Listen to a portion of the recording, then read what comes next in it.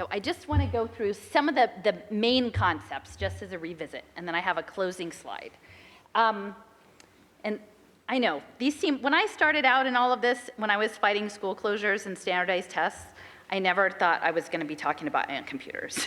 So I appreciate you bearing with me on this. So the first one is this idea that the digital technology space is looking to remake humans as social insects, as opposed to individuals.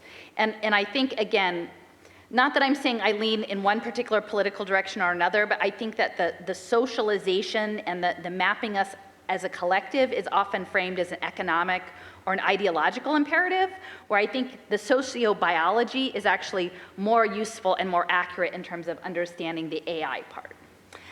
Two, that this is a eugenics program, and it's part of guided evolution. So in that Google slide, when they were talking about a goal-driven ledger, this is cybernetics. This is an optimization for an outcome of life individually and collectively that we haven't discussed, and that someone has decided on what the direction is of that life, and they're putting you on a program to guide that evolution through gaming, through this idea of fitness landscapes, which is the game board with smart components and sensors, and genetic algorithms, which are these mathematical problems that are going to lock or unlock different opportunities for you depending on what kinds of tokens you have in your wallet in that smart contract layer.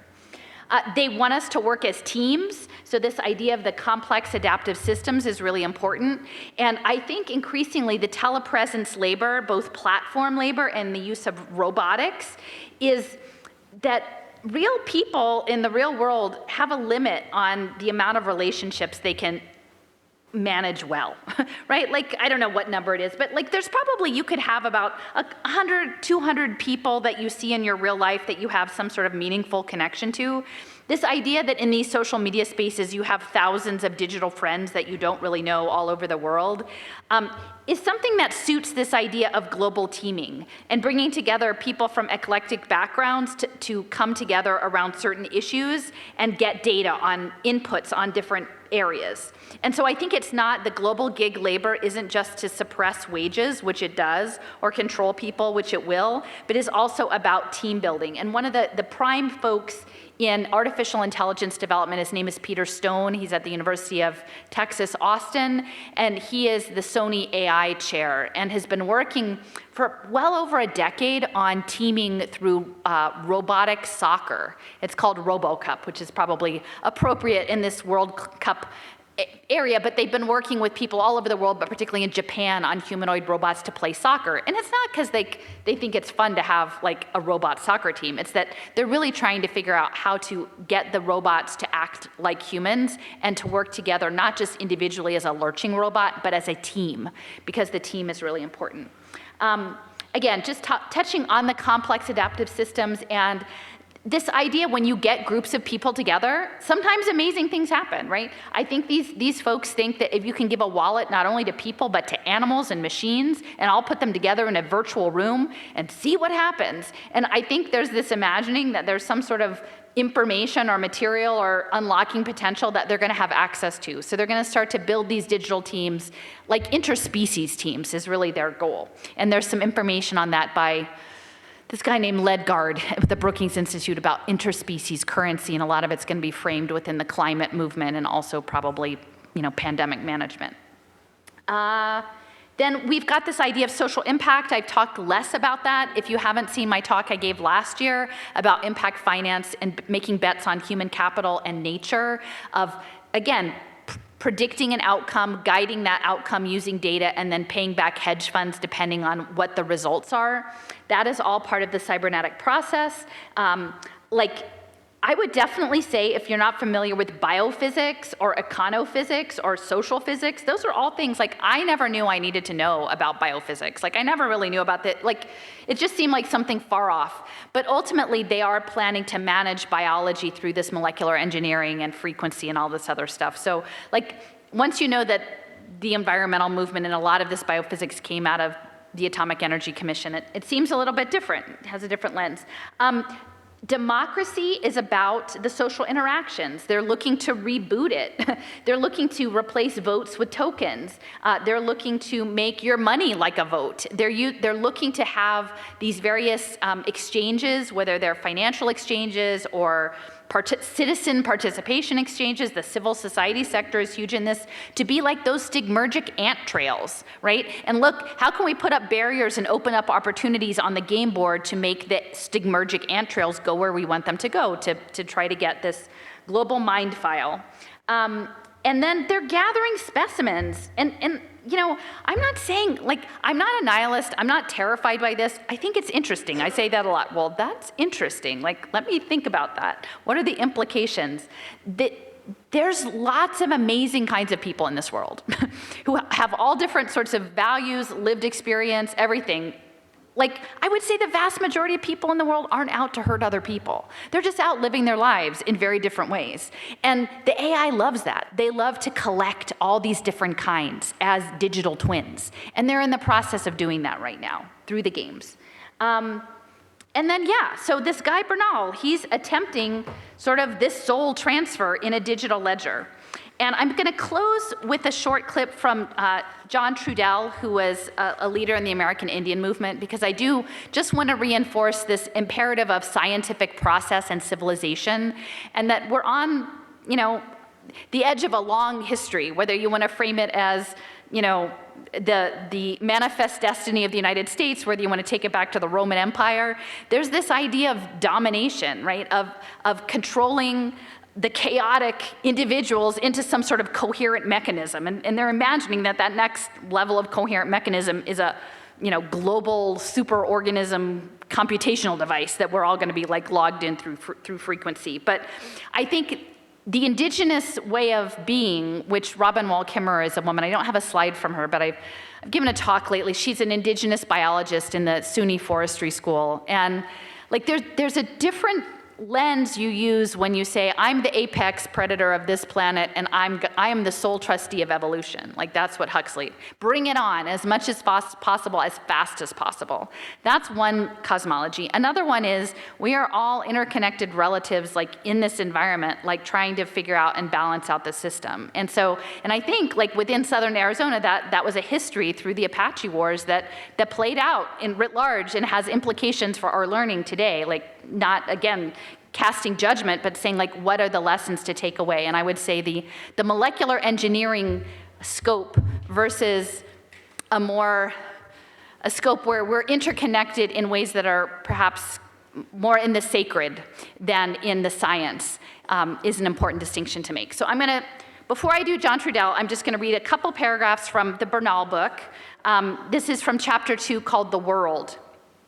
First, then, in the material world, here prediction is on its surest ground, especially if you're engineering the game, and is, in the first stages, almost a business of mathematics.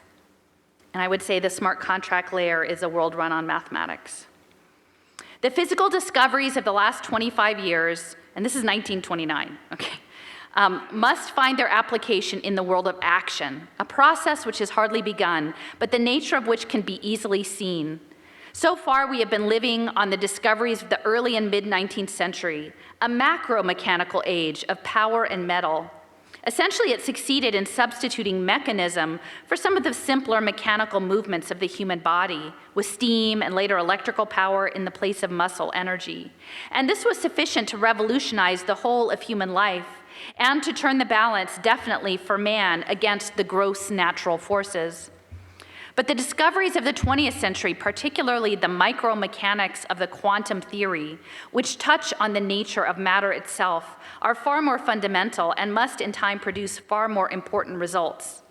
The first step will be in the development of new materials and new processes in which physics, chemistry, and mechanics will be inextricably fused. The stage should soon be reached when materials can be produced which are not merely modifications of what nature has given us in the way of stones, metals, wood, and fibers, but are made to specifications of a molecular architecture. Already we know all of the varieties of atoms, and we are beginning to know the forces that bind them together, and soon we shall be doing this in a way to suit our own purposes. And so that's now, right? This is 1929, but now essentially we're looking at saving the planet by sampling everything, creating molecular models, biocomputation, bioinformatics, and then mixing and matching them. Like if you're not familiar with Ginkgo Bioworks, I mean, they're looking to be the Amazon Web Services of synthetic biology. Like just make it in CAD, mix and match, print it out.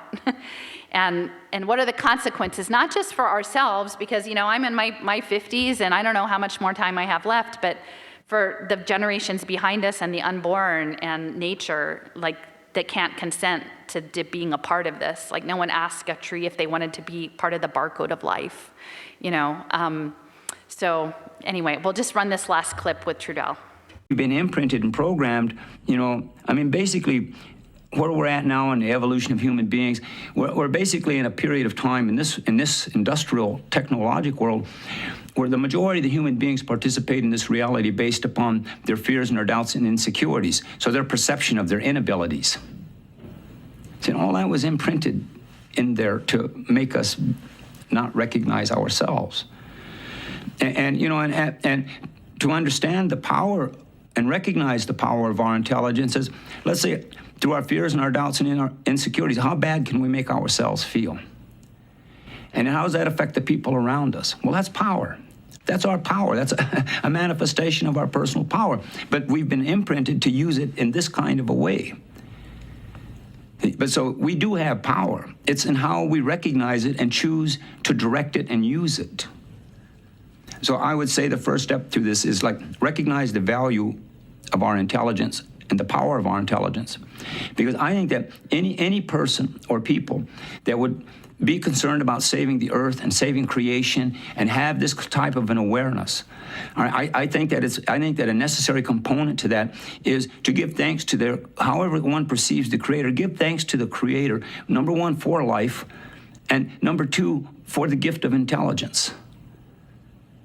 To show respect for this, maybe because we need to show respect to our intelligence, and maybe it's a part of our thanks that we give on a daily basis, in a ritualistic way. Because our intelligence, to me, it's like our imagination, our creativity, our thoughts, and then our understanding or misunderstanding, and then our actions is what we manifest. And I think that it's time for us to understand, look at, recognize, and attempt to understand the value of our intelligence, because whatever struggle is ahead of us, if we are to continue to participate in the evolutionary reality as human beings, it's going to take clear and coherent use of our intelligence to do it. Generationally, collectively, individually, but that's what it is going to take. Everything that has ever been done to create these emotional distortions in us has been done to keep us from using our intelligence clearly and coherently. So just in closing, I want to express my gratitude for the invitation to be here today, to Drew for taking a chance on me last year and being so generous in friendship and shared life experiences since then on this journey. And, Fetzer, this guy, like these they know, like our sensory apparatus, like they're right. Bernal's right, like our sensor is like this much out of this much of what we come equipped with that we're using every day. There's all of this stuff out there, and I think we do have access to do it. We don't need their nanotransducers for that. Like that's the place of faith and of imagination and of heart and of vibration and music and frequency that is from us, from the Creator through us. And so, I think we're bigger than their nanomachines personally, but we actually have to be able to, I feel like that's the challenge, is how do you see it and then find your place in it in a way, not of fear, not of anger, but of acknowledging, tapping into the love of the world. And I know that sounds maybe corny, but people say, how do you get up and keep doing this knowing these big things? This feels really big. And I'm like, yeah, but they've been trying it since 1929. They don't have it locked in yet. There's a lot of moving parts, right? And so maybe God puts us in a place to say, I see you, and I stand on the side of the sacred and of nature and of the rightness of the world, not of the machine. We're not doing that. And anyway, so in this, I make I go places and I make little hearts out of natural material. And actually some people have sent me hand-sewn hearts, and as someone who actually worked at Oak Ridge, which is amazing, there are these, and I go to the places where these things happen. I'm gonna go to places around Tucson, I'm gonna go to places around Phoenix, and I'm gonna say, like, I see the story of this place. It's a complicated story, and we're gonna set an intention for that we come to a better resolution out of this. And so, and I have a friend, Eve, who I don't know if you've seen, I have a wonderful zine she made distilling my ramblings into some really coherent, lovely graphic comic book to explain this, and she's on the Space Coast. She literally is on Satellite Beach, and she gathered me shells to bring here. These sparkling, beautiful shells to bring here, and I want to go out to Cochise Stronghold and make like an offering, like make an energetic connection across these things in the face of the machine, because I think that is the creative potential, and the true social connection is what will enable us to find our way through, like to the labyrinth, and neutralize it, find whatever homeopathy we need in there, and then come back out. And we don't all need to do it. It doesn't need to be millions. Maybe it's just for the handful of people who have the eyes to see it and who are in a position in their lives that they can take the risk and that they have the strength and support to do the walk. So to all the labyrinth walkers, thank you so much.